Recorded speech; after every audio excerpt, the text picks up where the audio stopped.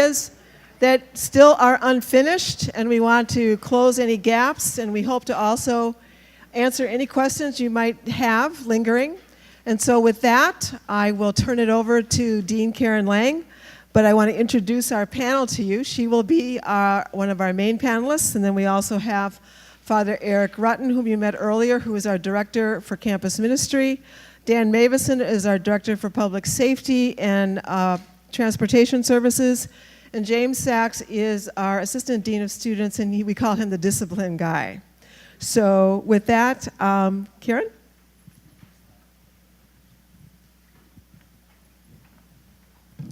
Good afternoon. How's everybody doing? Good. It's been a long day. Lots of information, and we hope you've had a great day, and we appreciate you hanging in there with us. This session, actually, we cover some pretty heavy topics with you. This is our UST Cares session, and this morning, your students had practically the same session. We try and mirror the session, although we go into a lot more in depth with them.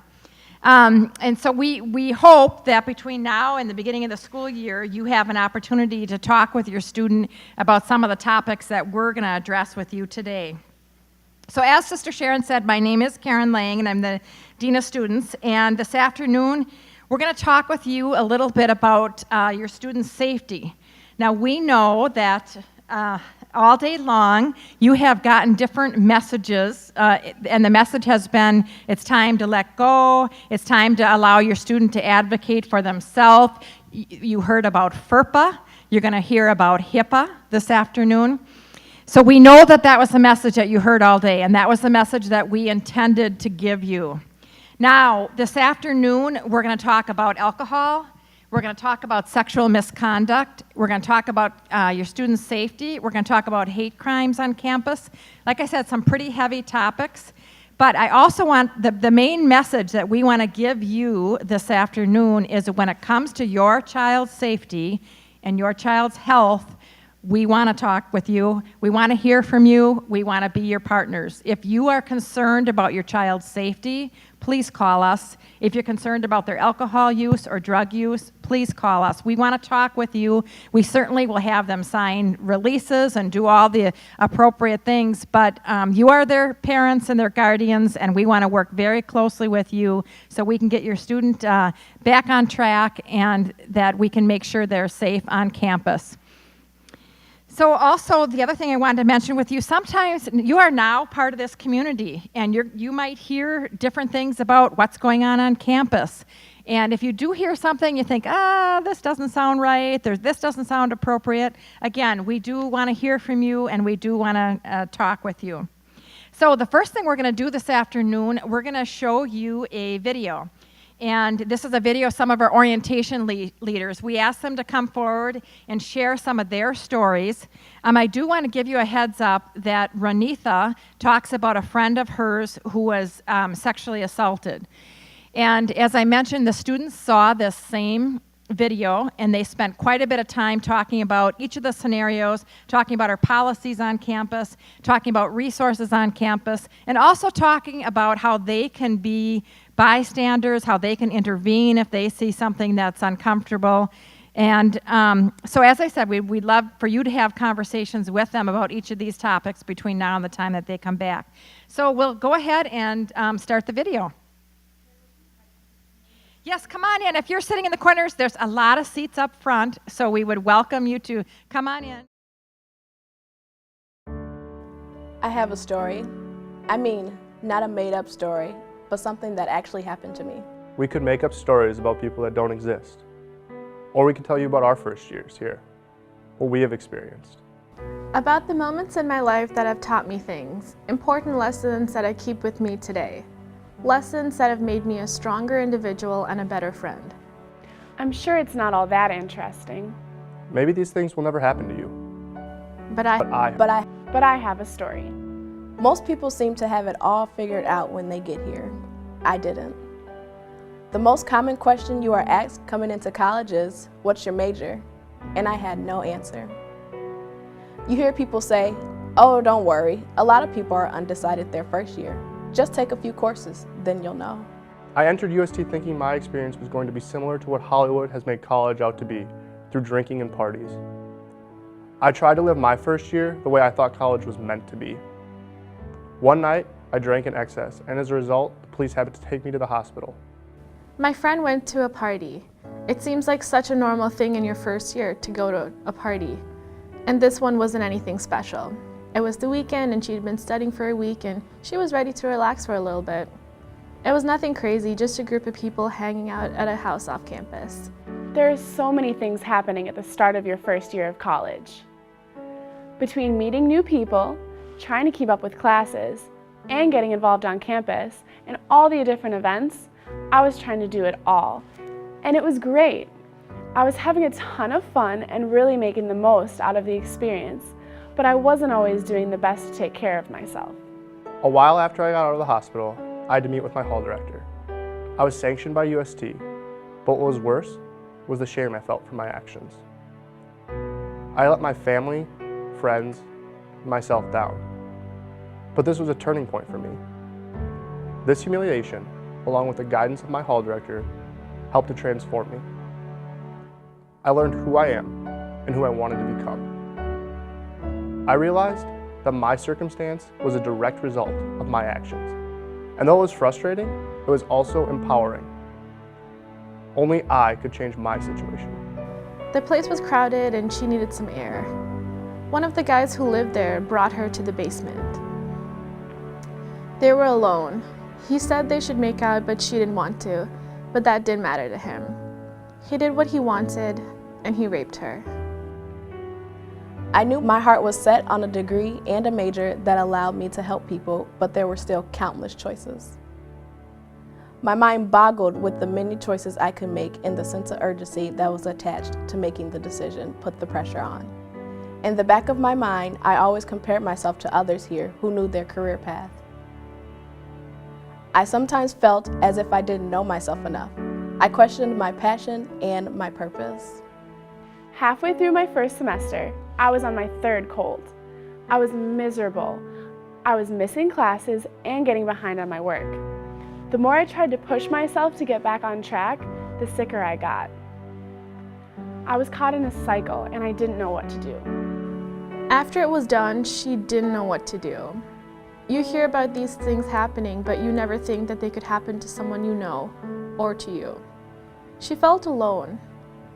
And rather than talk with anyone, she felt that if she buried it down, closed it off, didn't think about it, she could get past it. And that worked for a while. I continued to engage with and get guidance from my hall director.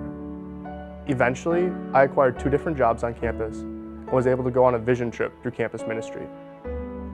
In total, my mistakes and my corrective steps have led me to become the person I am today. I received guidance from amazing members of the UST community, and in conjunction, it was my subsequent decisions that changed my college experience for the better. Then it hit me. We have a clinic on campus. I called health services and was able to get in right away. The staff there was so sweet to me. They gave me clear instructions and made sure I had a follow-up scheduled. When I was sick, all I wanted was my mom. They cared for me almost as well as she could have. A couple of years later, though, something changed, and she couldn't deal with it anymore. Thankfully, she had people to help her. Her work-study supervisor listened to her story. He got her connected to counseling and psychological services and a counselor there. She still struggles with it a bit, but she's getting back on track. I looked for someone I could talk to in order to get my thoughts in order. I turned to my faculty advisor. We sat down and we hammered out my thoughts as best we could, narrowed down my options based on preferences and values. It wasn't all straightened out in one meeting, but she relieved a lot of the pressure I had on myself. She referred me to academic counseling for help with 4-year planning. With the combined help of my faculty advisor and academic counseling, I was able to focus and declare my major. It is important to know that these specific events that happen to us may never happen to you. We all have a different path in college, and everyone will transition and learn in different ways. You must understand, though, that others will be dealing with this. Your friend, classmate, roommate, or teammate. Or even you may find yourself dealing with something unexpected or difficult in this new environment. We wanted to show you that it's normal to have difficulties, that they just come along with college sometimes.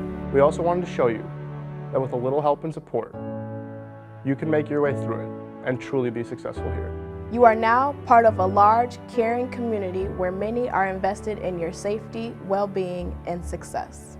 So whatever you might be dealing with now, or anything that comes up, If a friend has past difficulties or he or she comes to you with new troubles, finding the support you need is not difficult. Know that we are all here to help, and with the support of St. Thomas, you can make it. whatever your story is, you don't have to feel alone. You are worth taking care of. there are places on this campus you can go. There are people on this campus There are people on this campus There are people on this campus There are people on this campus who care. who care. who care. who care.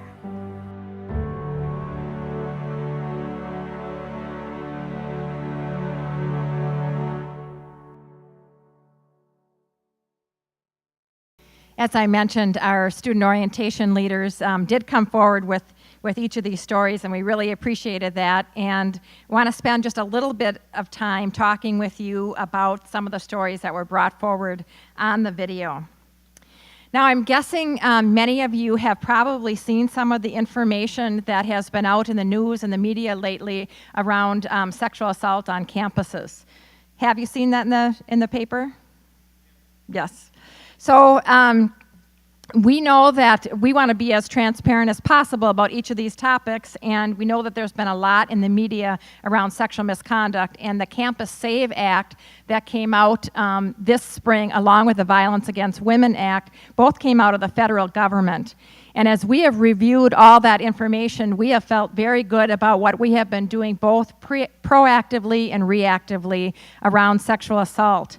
And we are just in the process of updating our policy, and it was just recently passed. And we are training all of our faculty, staff, and new students around our policy here at St. Thomas. Your students heard today about the policy, and the orientation leaders actually spent quite a bit of time talking with them about consent. We also, as you probably saw if you've been reading any of the information that has come out of the federal government, they're also talking a lot about one of the most effective things you can do on college campuses is bystander training and bystander intervention. That is something that we've been doing for the past 4 years. We have a program and it's called Green Dot, and your students heard about that today. Because we know that one of the best things that students can do is step in and be involved with each other if they see something that may be leading to a sexual assault situation. Also, we wanted to talk a little bit about our Good Samaritan statement. A few years ago, some of our students came forward to us and said, they wanted to talk with us a little bit around alcohol. And there's times that students have felt they may be out drinking and they're concerned about their friend, and maybe their friend drank more than they did and they're worried about their health. And they wanted to come forward, but were concerned about getting in trouble for themselves. So we worked real closely with our students in developing a Good Samaritan statement that basically says the most important thing is for you to take care of each other. If you're worried about one of your friends because they drank too much, we want you to let us know. We want you to tell your RA, we want you to tell a public safety officer so we can get that person help. And so what our Good Samaritan statement says, if you've been drinking also, we will take that into consideration so you don't get into trouble because you came forward to let us know that you are concerned about one of your friends. So we also talked with the students today quite a bit about that because we know this is a very caring community, and we know that our students come forward and let us know about issues that might be going on with some of their friends.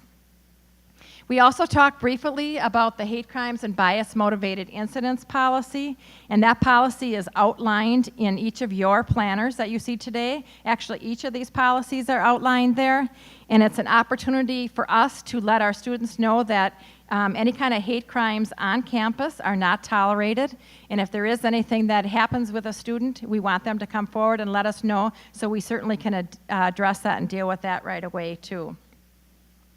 As I mentioned, we do our bystander training, and the students will see quite a bit more information on that in the fall. In addition, one of the areas that we want to be doing more programming is around relationship violence and domestic violence and stalking. That is one of the areas that was also brought forward through the Department of Education, and is our intention to do programming this fall in each of those areas. So your students will be hearing about that also. So now, as we move forward, I'd like to introduce Father Eric Rutten, who will talk a little bit about the faith piece on campus. So, Father? Good afternoon, everybody. In the videos, we heard the students say there are places you can go here at St. Thomas. There are people who care, and campus ministry is one of those places, and our staff is really here to care for the students, as are all of my colleagues here. Some are concerned when they come to a Catholic campus, it's too Catholic, or they say, well, it's not Catholic enough. And I say, well, then we must be probably doing pretty well if we're right in the middle like that. So Catholic campus ministry is not limited to Catholics. We come from that point of view, but we really are here to serve all of our students. It's precisely because we're Catholic that we really do try to create a hospitable environment for all of our students. It's precisely because we are Catholic that we view the human person, each and every human person, as a beloved child of God. It's precisely because we're Catholic that we view the human person as a whole person, mind, body, and spirit. So we come here to learn. So we come here to develop our minds. But many of our students come also for athletic opportunities and to develop themselves in that way, mind, body, and spirit. And so campus ministry really attempts to work with students to develop that part as well. I think we all know that this time in their lives will be a time of great exploration, of asking big questions of life. What major should I have? What type of career should I engage in? What type of friends should I hang out with? What type of service opportunities should I be involved with or not? Kind of big questions about meaning and purpose. And we heard a little bit of that in some of the videos. These are not Catholic questions. These are human questions. And campus ministry attempts to be a safe place, where they can come to really engage those questions very fully in their own hearts and in their own minds.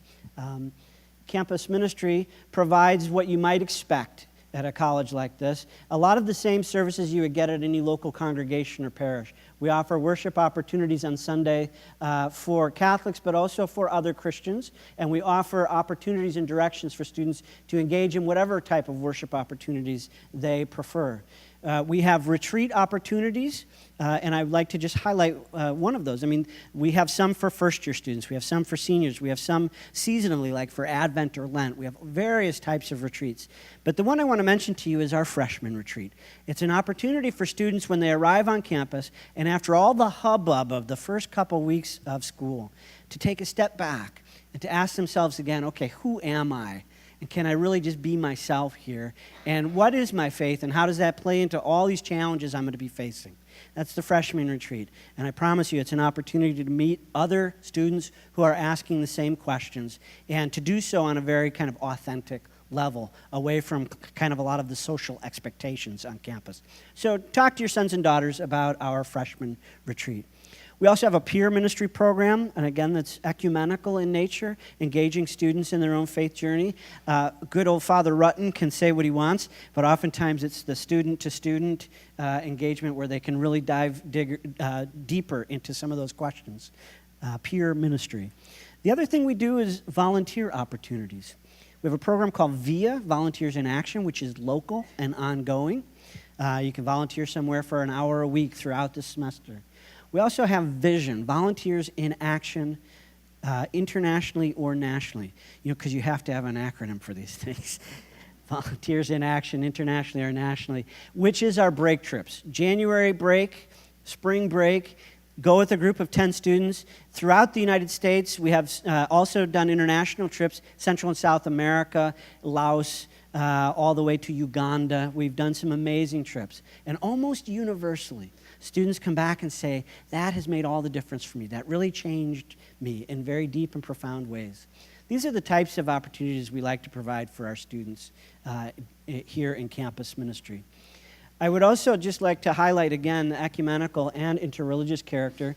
Ecumenically, our peer ministry program, our worship opportunities, our retreats are all done in both a Catholic vein but also in an ecumenical vein. And we have interreligious opportunities, such as our opening prayer for the school year, such as our Abrahamic dinners opportunity, which are chances for Christian, Muslim, and Jewish students to come together and just share a meal. We don't do deep kind of theology or debates. It's a chance for them simply to meet one another so that when they're walking around on the quad, they can pass each other and call each other by name. Simple as that. So again, in campus ministry, we know mind, body, and spirit. We try to be that opportunity for students to engage the big questions in their lives and to apply that to all the other stuff that they're learning.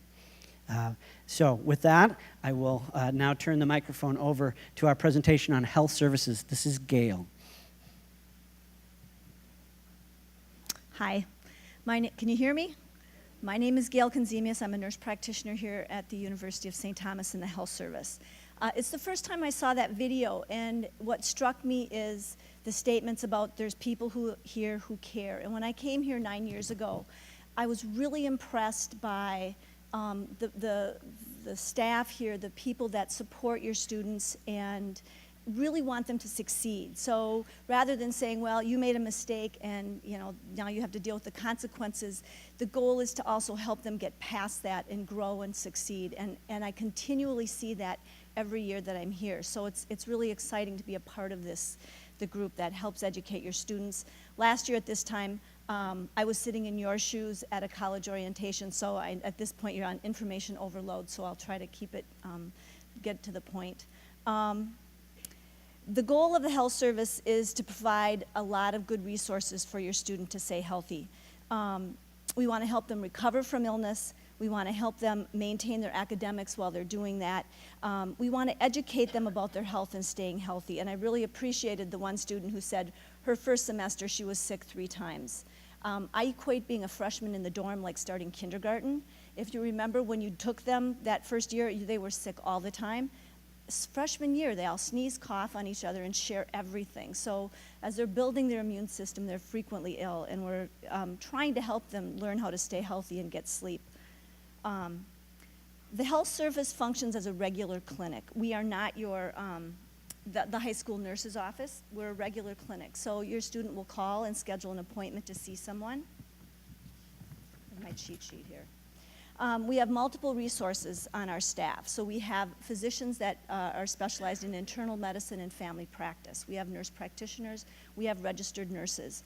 We have some specialty resources. We have psychiatrists on staff, physical therapists, a dietitian, massage therapy, and we treat a broad spectrum of things. Everything from acute illness like that sore throat and runny nose to chronic illnesses like asthma and diabetes. We work a lot with mental health. If students are anxious or depressed and they need medication management, we can be involved in their care.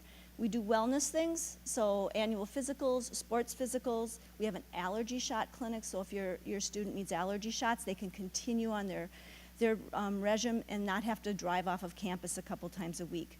We have a travel clinic, so we prepare hundreds of students every year for travel around the world. And we have an eating disorder team, so we have a lot of specialized focus to try to meet the needs of this special population. We also work closely with the other departments here on campus. So knowing if your student is sick and they have something that is kind of a prolonged illness, we will work with academic counseling, disability services, counseling and psychological services in the Dean of Students office to help them continue with their academics or find some special circumstances so that they don't have a huge impact on that part of their academic experience. We also will collaborate with outside specialists and primary care providers. So if your student has something that they're chronically dealing with, we can help facilitate that care. And we also work as a primary health care clinic for those students who come here, they're leaving their pediatrician, they're going to be on campus for 4 years, and we end up taking care of all their health care needs. We are specialists in college health. This is really a transitional stage for your students. So that age from 18 to 22 is dramatic. They change so much, and you really start learning the caveats of what they're experiencing. We also have our fingers on the pulse of what's happening on campus. So we know if it's midterms, we know if it's finals, we know if it's the Tommy Johnny game. I mean, we have a sense of what might be coming through the door on Monday morning. And I think that helps us kind of focus in on their care and take care of them. We also want to treat your student the way our sons and daughters would be treated if they were at college. A lot of us in the health service have students in college, and so we want to take care of them the way we would want our students taken care of. And so we work very hard to look at them as individuals and take care of their individual needs. The clinic is conveniently located near the residence halls. So we're in the lower level of the Brady Residence Hall, and yes, I see people in their pajamas sometimes. Clinic is open Monday through Friday, and we're open over lunch, so we try to keep our hours open and flexible to meet their needs. They can schedule appointments online. They can phone for an appointment, and many times they walk in. They may not be seen the second they walk in if the schedule is full, but if somebody's acutely ill, we work really hard to try to get them in that day or as soon as possible. And we also, the nurses can triage, so our registered nurses will sometimes sort through, they really need an appointment, or is it just they need some guidance on how to take care of themselves. Your student is now 18, so on paper they're an adult. And that means the HIPAA Privacy Act applies to them. We certainly want to work with parents when it's necessary and keep you informed, but your student will need to sign a release of information so that we can do that. And, you know, as they're sitting through the appointment, I mean, they called you at 2 a.m. because they were sick. They're texting you halfway through the appointment with a question. They still need to sign a piece of paper to tell me that I can talk to you. And normally that's not an issue. The forms are available in the health service. They can be downloaded from online, and they can sign that, and we can then work together. We have something called My Health Portal, similar to MyChart with Align or some of the other larger clinics. So they can schedule appointments there, they can receive test results, they can enter their immunization history, and we can communicate back and forth with the student in a secure message format. All students are required to have insurance. You probably have heard all of this already. And you may have heard this, but it's really important that if they have a private insurance policy that they enter this information online by September 16th. And they're receiving reminders to do that. So please help them remember to do that. If they don't do it by September 16th, it looks like they don't have insurance, and they're automatically enrolled in the school insurance plan, and they will be billed for that. So you really want to get that information in on time. The school insurance is sponsored by Aetna, and as long as they're seen in the health service, there's no deductible, and their visits are all paid for by the premiums that you pay. So it's a good insurance policy. If they leave St. Thomas and go to another clinic outside, then it's treated like a regular insurance with a $500 deductible and an 80/20 pay. Medications are covered, so there's pharmacy benefits, with co-pays and all of that. And the no pre-existing clause applies, so that's good. They do have immunization requirements, just like when they were in high school. Most likely they're up to date, but they need their tetanus shot within the past 10 years. They should have 2 mumps, measles, and rubella vaccines, and that should be put online. Historically, if they didn't do that, eventually their ability to register for classes goes on hold. So it's important that we keep that information up to date. We really recommend that your student has a meningitis vaccine. Many of them probably had them around the age of 13 when they started middle school and they were in sports. That's boosted every 5 years. So if it's been more than 5 years or they've never had one and they're living in the dorm, it's important to protect them against that. So a meningitis vaccine is a good idea. We can also provide them with vaccines in the health service. So it's not, if they don't get it done before they come to school, we can take care of that. Pharmacies, people wonder about medications. We have a pharmacy that's nearby. It's 6 blocks walking distance from campus. It's called Pro Pharmacy. We've worked with them for years. They do a great job. And there's also all the general pharmacies like CVS and Walgreens that you can go to. Within the health service, we have a small formulary, basically generic medications that we use most frequently. It's a cash pay basis, and it's usually about what a copay would be, and it's for convenience if that student is really sick, or it's January and it's 20 below and a 6-block walk is kind of daunting. So we try to do as much as we can to help them. So if you have any questions, don't hesitate to call the health service. I'll be around afterwards if you have anything special that you want to discuss.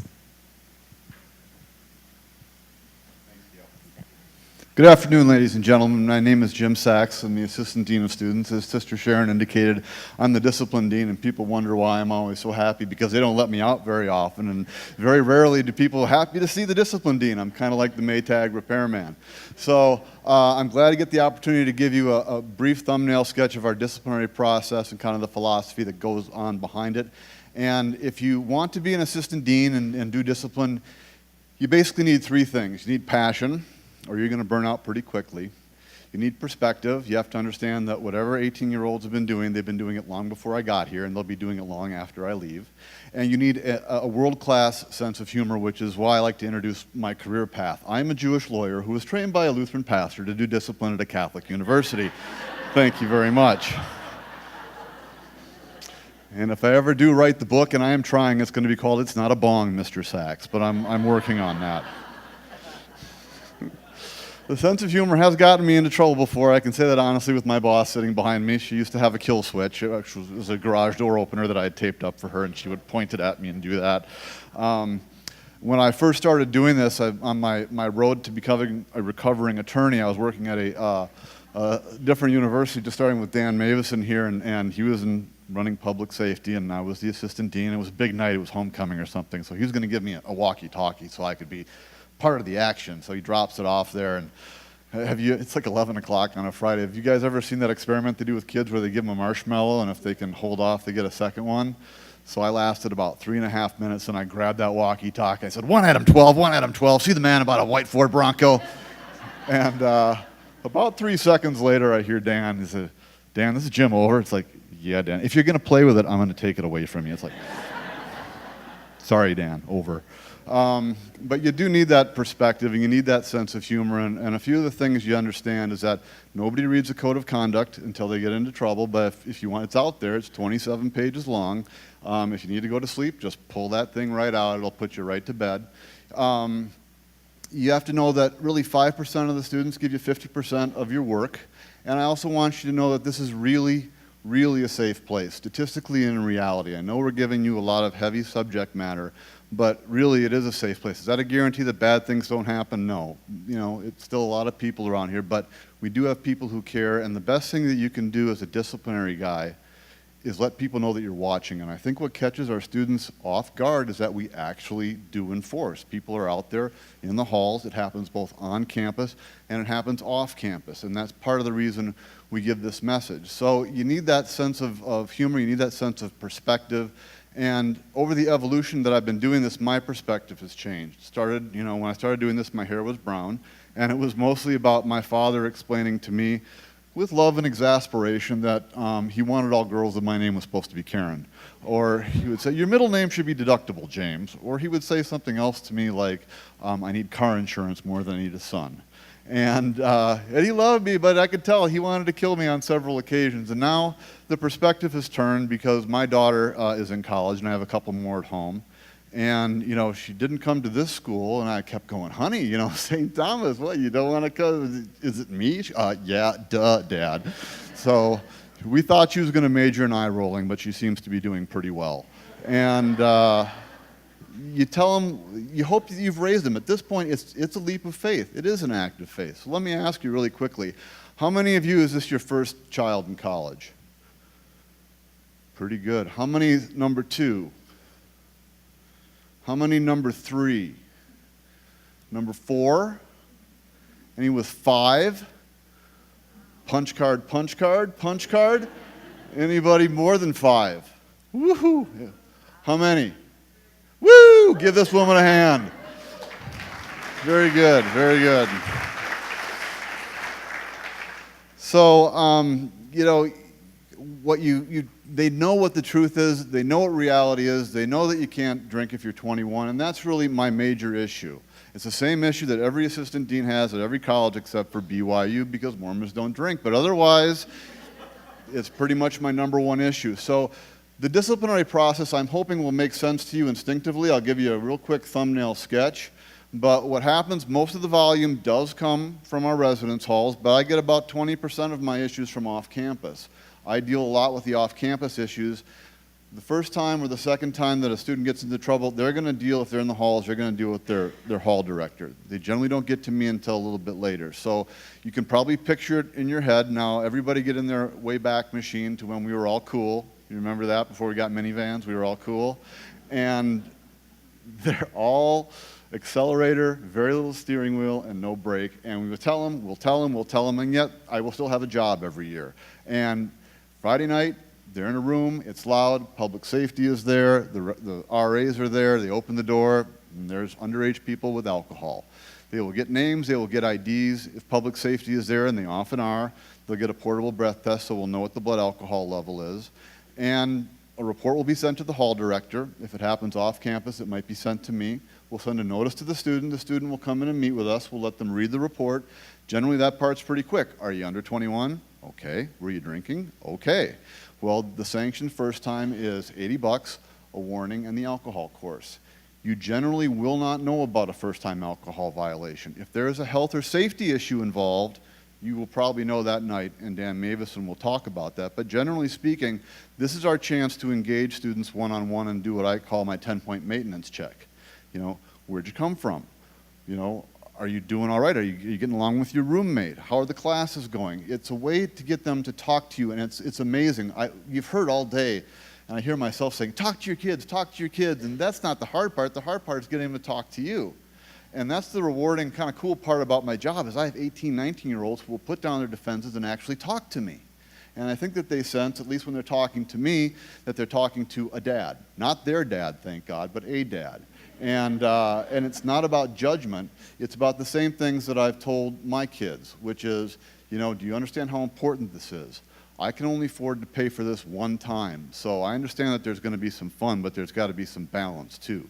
Do you know why you're here? And I will tell you from a perspective standpoint, the thing that I deal with the most is maturity and boredom, to be quite honest. Yes, we do deal with more serious things, but that's where the great volume comes from. And yes, it comes from freshmen, but I will also plant a seed that my #1 volume dealership is sophomores and sophomore males in particular. So when they come to you in December and say, hey, Mom, Dad, I want to move off campus into a house with 8 other small bears, go, ooh, wait a second, let me think about this. Because what I prefer is if they are going to move off campus, that they live with a roommate in an apartment that studies 23 hours a day. But keep this in mind because there's enforcement off campus as well. But that's where a lot of my volume comes from. Second alcohol violation is $160. It's a formal reprimand, which is a step before probation, and we have parent contact, and they don't like parent contact. And I don't blame them because they go, Sax, it's bogus, it sucks, why you gotta tell my parents? I go, look, son, when I was your age, I was not afraid of me, I was not afraid of the police.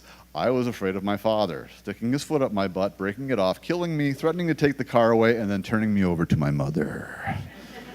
Who would say, I am very disappointed in you, Jim. And as I shrank to the size of about that big, she goes, now I'm going to go shopping, okay? You think about that for a while. My mother could turn it on and turn it off very quickly. But that's the point at which we're partnering with you, and it's the same type of questions.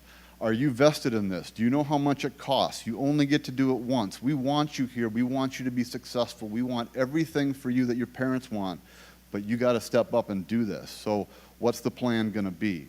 And we will have a very good dialogue. Again, it's not about judgment, and especially for me, you know, many of you are like me, grew up in the 80s, inveterate partier in the 80s. You know, I'm not going to judge them for the things that I did, but it's a different world now.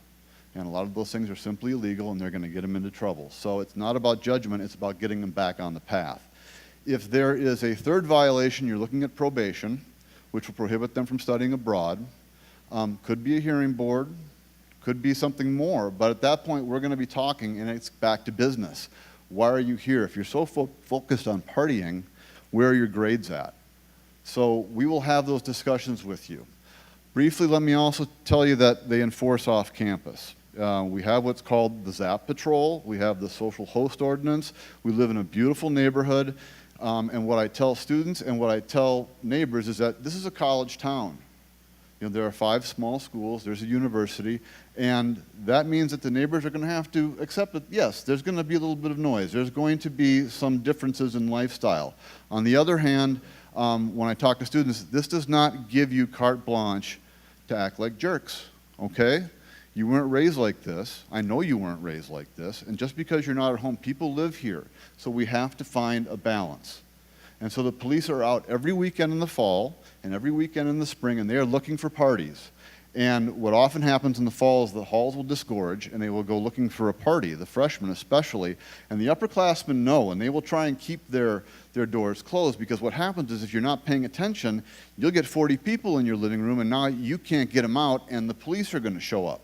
Again, going back to that seed I planted, if your kids want to move off campus, just remember that it's not scot-free out there. You have to be careful because we have this social host ordinance. So when the police show up, they will shut down the party. Everyone who's 21, like, off you go. If you're under 21, they line you up, portable breath test. If you blow positive, you're going to get an underage citation. That citation's $170. This is a point at which I will ask you to engage your students in a conversation because I think it's very practical and it's very businesslike. They're hearing this same message. Ask them if they heard about ZAP, if they heard about underage, because what I want them to be aware of is if they are unfortunate enough to be cited by the police, don't just sign the ticket and send it in because you're admitting to a misdemeanor. What that does to your record, I am not sure. It often depends on who's keeping the record and who's looking, but you don't want it on your record. So I advise people to go downtown, meet with the hearing officer. It's all like fighting a speeding ticket, and they'll give you a deal.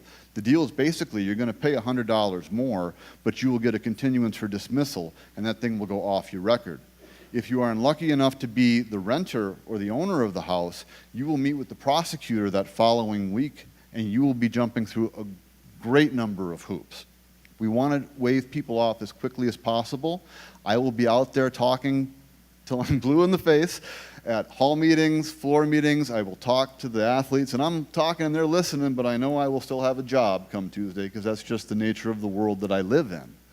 And it does come back to perspective. Briefly, let me mention marijuana. It has spiked everywhere, and we're no exception. Same type of program, except we take it a little more seriously. First time, they're going to be on probation, and you're going to know about it. Second time, there's going to be a question whether they can live in the halls and whether they should really be here.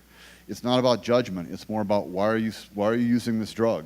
What's the point? What's it giving you? Because it carries a lot of baggage and it can be doing you damage. So why are you really doing this? And those are the conversations that we have. So the perspective is many people see 1,500 18-year-olds coming at them and they shiver. I see job security and I say, come on in, because I can't wait. That's why we're here. And you know, even looking at my daughter, you know, I gave her all of this information, and she came to me, and she said in the first breath, Dad, I made the dean's list, and my heart is swelling with pride. And then she also tells me, and I just got my 3rd tattoo and a belly button piercing. It's like, she goes, are you mad? It's like, honey, you know, it's your decision, it's your body, you can do what you want. I don't get it, but I just have one question for you.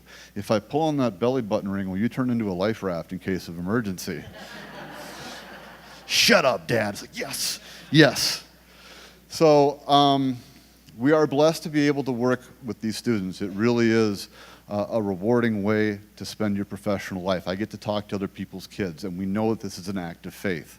I know that it's an act of faith, so I just want to assure you that we understand the faith that you're placing in us, and we fully intend to justify this faith. So with that, I will thank you, and I will turn it over to Dan Mavison for public safety. Thank you.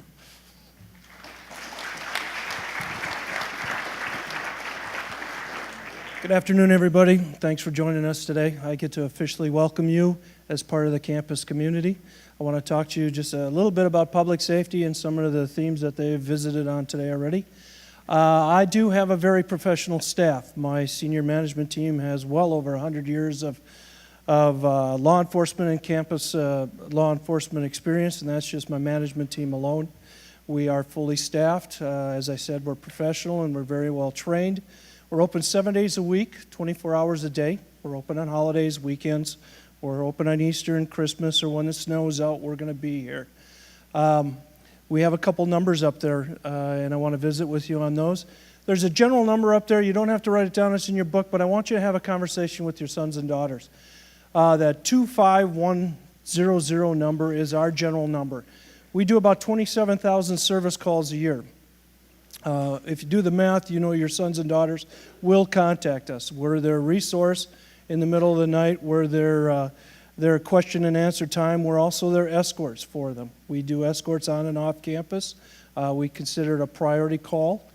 We are a service organization, so we are there to serve you and serve your students and the faculty and staff here of the campus community. So the reason I tell you to have them plug it into their cell phones is because there's going to be a time they're walking at night and they feel the hair on the back of their head go up or something's not right, and they know that number, but they can't think of what that number is. Again, if they have it on their cell phone, that'll help a lot. The other one is our emergency number, and that's the 25555. I will never tell your sons and daughters not to call 911, but when they're on a college campus and a university campus such as we are, if they call the dispatch, that number is going to go into the dispatch center. It's going to say 2115 Summit Avenue. So the responding emergency vehicles are coming, but they don't know where on campus they're coming to. We train with the police and the fire all the time. We have our programs and policies in place. They've been in place for many, many years. They know that if they call us, we respond to the incident, which saves immediate time, and also respond an individual to meet the police or fire, whatever it might be, ambulance, and escort them into the location that your sons and daughters might be at. We are the experts on the campus, and we have that agreement and that relationship that's already in place. As I stated earlier, we do respond in care and safety. That's the theme, and that's the way we react to the incidents. It's our job to make them safe, put your sons and daughters to bed, write it up, and turn it to Jim and his team for the discipline. We are not part of the judicial policy. That's not our responsibility, and that's not where we want to go. We want to make sure we take care of the business, make everything safe, give it to the other people, and move on to the next incident. So again, it's about without judgment is what we try to do, very, very difficult. Very strategically, not difficult. We're also responsible for the crimes that occur on campus. Although we are a service area, we also do the enforcements. I want to share with you that, again, our campus is very safe. I could stand in front of you and say it's very safe, but it's a large campus. There's 10,000 people on here in an 8-block area. You know that things can happen. We have everything that happened in a suburb or city that would happen on here as well. So we also maintain the Clery Report. The Clery Report's a big document that's online. I welcome you to go to the St. Thomas webpage, go to Public Safety, under Campus Crime, open it up. It gives you our statistics. It also gives you all the support services we do and all the promotions and programming and educational things that we're responsible for. So we're very transparent. It's all on there. Feel free to go on there. We invite you to. It also has on there the daily log, and that's our crime log, so that lists everything that happens. It's a general summary of the incidents we take care of on a daily basis. As I stated, we work and coordinate a lot of all emergency response with EMS, with St. Paul and Minneapolis and the fire departments. We train with them, we teach with them, we do a lot of programming for the SWAT teams and stuff on St. Paul, so we're integrated very well into their program. In a true emergency, we have what we call UST Alert. That's our mass notification system. The mass notification system is I send out a message and it bursts it out to the student population in multiple different ways. Email, cell phone, computer, our computer screens, whatever it might be, there's multiple ways to do that. It also populates our social media, which is our Facebook and our Twitter account for public safety. And I invite you as parents, if you would please follow us on Facebook or Twitter. That's the best way you'll get that immediate blast as well. In other words, as soon as it goes on to, the message goes out, it notifies those and it populates your mailboxes as well. So that's the best way to do that. In a true emergency, the university will then also operate and implement the UST Cares page. It'll take over our main campus page, and it will give you kind of a chronological list of the most up-to-date information we have.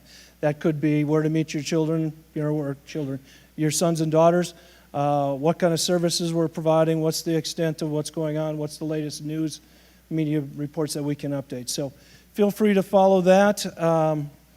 And then Sister Sharon, if you could go back one. I'd be remiss if I didn't touch this a little bit. Our neighborhood is very vocal and very well engaged with the city and with the state and everybody else. This problem with students in our neighborhood and the problems goes all the way up to the mayor and the chiefs and the council members and falls on my back and falls on Jim's and a lot of people. I meet with the neighbors about monthly, and 90% of it is about quality of life issues in the neighborhood. And the neighbors do have a right to be angry. A lot of times what will happen is, say, I'm just going to make a story. Bob's going to have 3 or 4 guys over at his house for a Monday night football game. Well, on the way over, they're walking to that house, 3 or 4 guys are texting 3 or 4 other people. Pretty soon those 3 and 4 have 6 to 8 people come to the house, and maybe there's 20 to 30 people that are going over to this house, and it's all because of social media or networking and people getting together. Well, they get over there, it gets too loud, somebody kicks them out, whatever it is, they get angry, they're walking out of the place, they're loud, they're screaming, they're yelling. A lot of times they're urinating on neighbors' yards and bushes and trees. They're vomiting, they throw their beer cans in there. They love to rearrange other people's yard ornaments and stuff, think it's better looking over here. But number one is kind of the loud, obnoxious behavior that takes place. We used to call it horseplay, but at 2 o'clock in the morning when you get 20 people stepping out of a house, they're loud. You know that. And we got neighbors that have children sleeping, et cetera, et cetera. They get very angry. So I ask you to have a conversation about respect. They're not used to having the houses as close as they are if they're coming from the suburbs. That's kind of the number one thing. Plus, the students are 9-month residents. They don't have the long-term loyalty of that neighborhood that you and I might have for it. So common sense, respect, and it goes a long way. So we will end up calling you. If your sons and daughters get called or get caught drinking in the middle of the night and they are inebriated, they are unable to care for themselves, we cannot take care of them all night. We will call you. I tell everybody that because, and we'll call them for other emergencies as well, but generally it's come get your sons or daughters at 3 o'clock in the morning because they're unable to take care of themselves. If you live outstate or out of state and you're not close to the institution, I'd ask that you work with other people that you know in this area. Maybe it's a family friend, or maybe it's a neighbor, or maybe you can talk with the roommate's parents as well. Because we start with you as the the emergency contact, the guardians. That's where our first call will go to, and then we'll work down from there to who's going to come and get Jimmy or Susie and take care of them for the evening. Sister Sharon? I'm also responsible for parking and transportation. Quick reminder that freshman resident students are not eligible for our parking permits. They are, however, eligible for what we call the freshman lottery.